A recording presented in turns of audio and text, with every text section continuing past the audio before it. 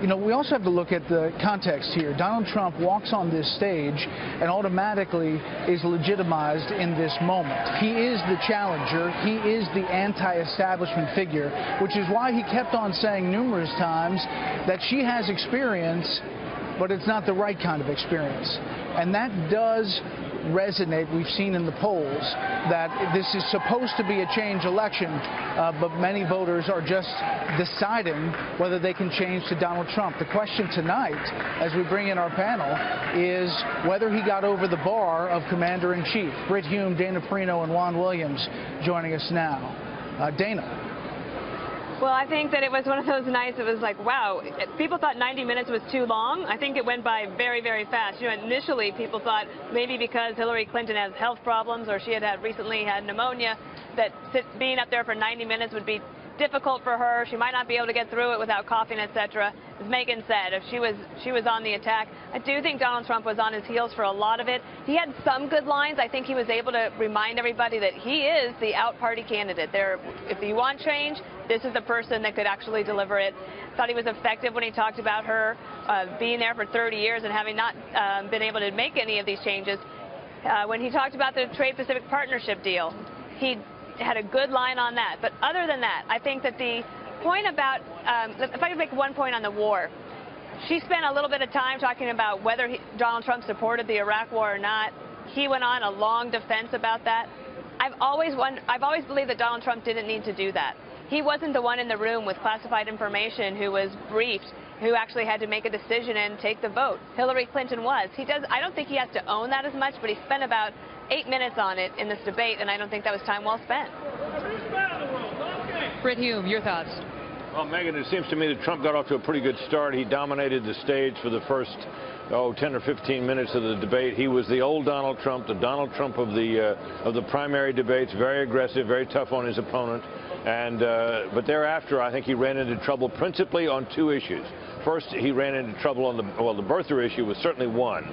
He had a very hard time with that, and he had a very hard time, it seems to me, in dealing with the question of his tax returns. I think a lot of people who are listening carefully might not find his answers too convincing. There are two other questions, and that is, for most of the debate, what the television audience saw were the two faces of the two candidates.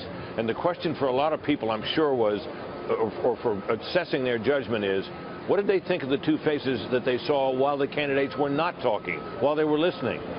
The Trump expression was one we're all familiar with from the earlier debates. He looked annoyed, put out, uncomfortable, and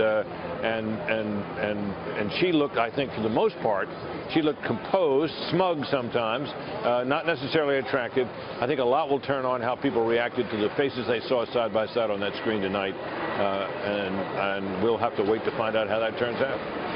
You're looking live, by the way, at the spin room, and Donald Trump, we're told, is going to go to an interview with Sean Hannity. He referenced Sean Hannity numerous times in this debate, said somebody should call him. Well, I guess he did. He's going to be talking to Sean Hannity in just a moment. We're going to dip into that, I believe. Juan Williams, your thoughts? Well, this was, to me, one of those moments when there's some clarity because, as you've heard, there's no question Donald Trump was on the defensive. Now, let's be fair to Donald Trump in terms of the analysis, because I'm sure he will go after pundits like all of us and the mainstream media and the like. I think he did hit some shots when it came to putting Hillary Clinton in a box with President Obama over the trade deal, the TPP. I think he was very clear about the negative impact of overregulation on business in the country. And again, at those moments, you thought he's making inroads. When it came to the email issue, again, I expected, here's an opening. Donald Trump, the boxer now, is off the ropes. He's on the offensive.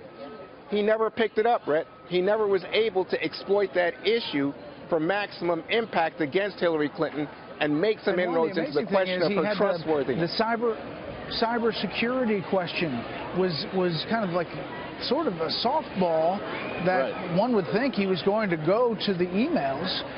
They only talked about emails very briefly, and they didn't talk about immigration at all. Well, he had one good line where he said it was more than a mistake. That was done purposefully. You had 5 people given immunity deals. you know, as a result of your so-called mistake, which brought it home. But there was a lot of time that he was given to exploit the issue, which has been a major issue in the campaign, and it went unused. He went back to the taxes and playing defense on that. We've